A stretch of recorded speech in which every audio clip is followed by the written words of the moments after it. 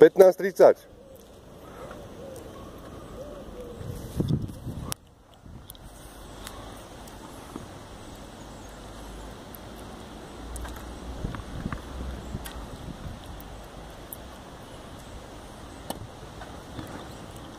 To mi preklop zápestie dopredu, ako podávaš.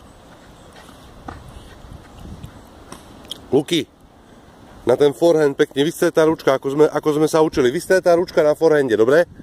Vystretá, aby si mal pevne zápestie, lebo vtedy tá loptička pôjde hocikde. Pevne zápestie, pekne tlačím dopredu, ako sme to robili. Neboj sa, v kľude.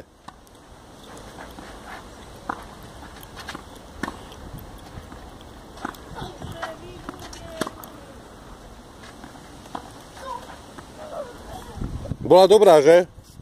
Pred čiaru tesne. Po 30. Ale pekne, Luky, ako to není zlé vôbec.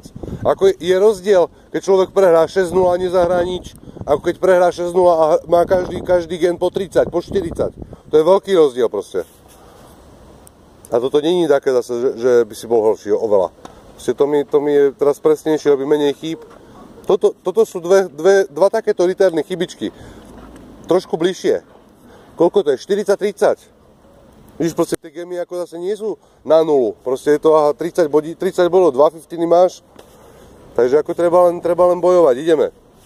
Ešte nie je nič stratené proste. Dokonca ešte ďaleko.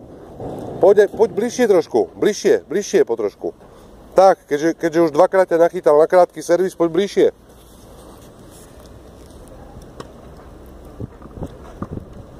Toto je škoda, ručka pri tele. Ale to je nič, ideme ďalej.